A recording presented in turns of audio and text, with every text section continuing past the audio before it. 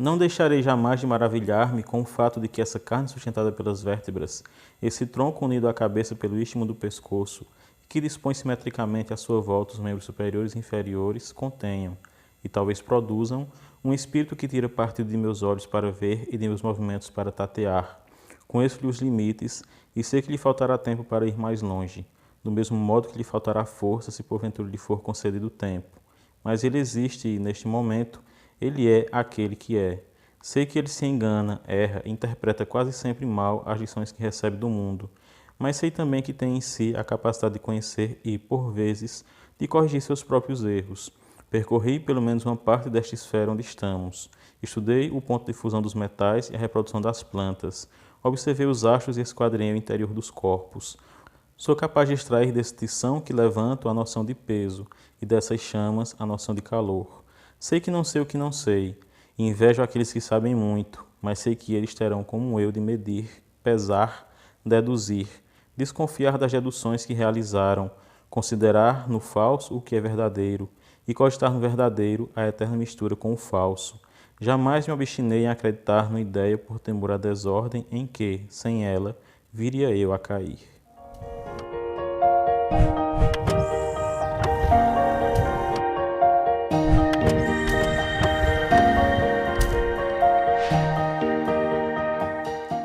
No ar, mais um Quixotado, o seu programa de literatura, nosso primeiro programa depois de ultrapassarmos a marca dos 1000 inscritos. Eu quero agradecer demais a vocês que têm se inscrito no canal, assistido, comentado, compartilhado, né? Vocês têm dado essa força, já são quase 2 anos de canal e chegamos agora aos primeiros 1000 inscritos. E eu gostaria de ser mais efusivo na comemoração, mas infelizmente a situação do nosso país não permite, né? Uma situação calamitosa, muito triste. E acaba que tira um pouco da nossa alegria por chegar a essa marca. Mas eu acredito na literatura como tábua de salvação, acredito que vocês também veem assim, por isso vocês acompanham o canal. E eu trago hoje uma obra emblemática, 2 anos depois de trazer as Memórias de Adriano, dessa que é a minha escritora preferida, né, Marguerite Yourcenar. Hoje eu trago a obra em negro. Eu não sei por que eu demorei tanto tempo para ler esse livro, dessa que é a minha alma gêmea literária, Marguerite Yourcenar, que me influenciou demais na escritura do meu primeiro romance, que vocês não conhecem ainda, que está inédito, mas que se passa também no tempo do Imperador Adriano, embora em outras paragens, mas com algumas relações com ele. E eu queria escrever um livro, eu comecei na minha adolescência, um livro que inclusive eu tomei o título da Ceia das Cinzas, do Giordano Bruno, e era um livro que eu queria mostrar essa passagem, né, da Idade Média para a Idade Moderna, através do Renascimento. E o meu personagem era um médico de uma família de origem nobre, mas que de certa forma caía em desgraça, e então ele vagava pela Europa buscando conhecer a sabedoria da época e inclusive trazer seus próprios conhecimentos, seus próprios experimentos. E eu descubro então que a Marguerite Yourcenar escreveu um livro que é praticamente a mesma coisa, que é a obra em negro. Ela pega o título, né, Opus Nigrum, do Nicolau Flamel, e que era um alquimista, né? Então o personagem dela, o Zeno, que é um médico, mas também filósofo e alquimista, ele vai ser muito daquela gênese da época que eu gostaria de trazer para o meu personagem. É uma obra que tenta retratar todas as contradições e idiosincrasias que ecoam até hoje, né? Que foram próprias daquela época do Renascimento. O Zeno, que nasce em 1510, a mãe dele, Ilsonda Alegre, acaba sendo executada depois da supressão da seita dos anabatistas. E enquanto ela se entrega a esse fanatismo religioso, né, dos anabatistas, o seu filho Zeno vai ser julgado alguns anos depois por ateísmo, né? Então, há algumas das contradições próprias da época. Yourcenar toma emprestado o título Obra em Negro, que é uma das fases da alquimia para conseguir a grande obra, seria a separação inicial da matéria. E a gente vai ver que tem muita relação com isso quando ela descreve a morte, né, de um personagem em seus mínimos detalhes. E a gente vai percebendo que parece mesmo que se trata dessa obra alquímica. O meu capítulo preferido da obra é a conversa em Innsbruck, que mostra o reencontro de Henrique Maximiliano, primo de Zeno, com ele já numa fase avançada de idade, já que o começo do livro mostra eles se encontrando numa estrada, ainda adolescentes ou no final da adolescência, e eles tomam dois caminhos opostos, não apenas na estrada, mas em suas vidas. Henrique Maximiliano quer ser um militar, um capitão de elite, enquanto que Zeno quer ser um sábio, e ele começa essa vida na sabedoria através de estudos religiosos. Naquela época você não poderia estudar se não fosse dentro da Igreja Católica ou nas igrejas reformadas. Estava começando ali o movimento da reforma e ele vai mostrar muito isso aqui. E o Zeno, então, vai viver essa vida de peregrinação em busca da sabedoria. E nessa vida, inclusive, ele vai ser um médico durante o período da peste. E é uma descrição bem detalhada em um dos capítulos de um surto de peste negra, do qual ele participa. O livro tem muitos personagens, eu não vou dar conta de trazer todos, até porque eu não quero trazer todo o enredo, né, para não estragar para vocês.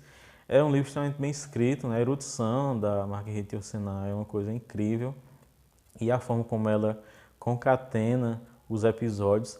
É interessante que existe esse primeiro encontro dos primos e depois longas 100 páginas se passam sem mostrar basicamente o Zeno, apenas alguns indicativos de por onde ele teria passado, só que a gente vai descobrir que, na verdade, muitas dessas pseudo-passagens dele são invenções das pessoas. Vão aparecer alguns personagens históricos, como Dolé, o primeiro impressor a ser morto pela Inquisição, e seria ele, então, o impressor das primeiras obras do Zeno nesse livro. E existe, inclusive, um personagem que eu achei muito interessante, que é um frade franciscano. O Zeno volta para Bruges, sua cidade natal, na Flandres Ocidental, na capital da Flandres, ali na Bélgica. Marguerite Yourcenar também era belga. E então ele volta para essa cidade e passa muito tempo nesse convento, na verdade no asilo que o convento sustentava, tratando dos doentes. E nesse asilo, nesse convento, ele vai conhecer um jovem chamado Cipriano, que eu achei inclusive que seria o São Cipriano, aí tão famoso na magia negra, mas parece que não é o mesmo personagem, é apenas uma inspiração. E o que é muito interessante na obra, né, que é fantástico na escrita da Marguerite Yourcenar, é que ela consegue trazer paralelismos da vida do seu personagem fictício, do Zeno, com personagens reais, como Campanella, Paracelso, Giordano Bruno, Miguel Servet. Então ela vai trazer vários avanços da época, inclusive um tear mecânico, né, e existe uma greve dos trabalhadores, dos tecelãos, porque o tear estaria trazendo uma perda de empregos, né? Então já essa questão da automação já era um problema ali nos anos de 1530, e o Zeno participou dessa construção desse TA, então ele vive também essa contradição entre as grandes descobertas, os grandes inventos e as suas consequências, que nem sempre são as melhores, pelo menos no início do uso, né, desse maquinário.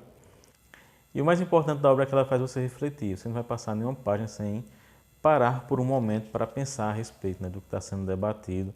É uma obra que ela passou muitos anos para escrever. Ela publicou uma primeira versão como um conto, ainda na juventude, né, com 22 anos. E então, 30 anos depois, ela termina de escrever, transformar num romance. Então, é uma obra que ela refletiu muito a respeito e que faz o leitor refletir também. Você não passa como uma obra de entretenimento, né? Você não vai passar as páginas rapidamente só para ver o final. Você vai ter que parar um pouco, né, sempre nas passagens, principalmente nos diálogos, para poder se inteirar do que ela está debatendo aqui, do que era debatido na época e aquilo que é relevante ainda nos nossos tempos. É uma obra com um pouco mais de 300 páginas, na tradução do Ivan Junqueira, uma boa tradução. Tem disponível pela Nova Fronteira, eu vou inclusive deixar o link abaixo na descrição para quem quiser comprar. Indico muito a leitura, é uma obra que vale muito a pena ser lida.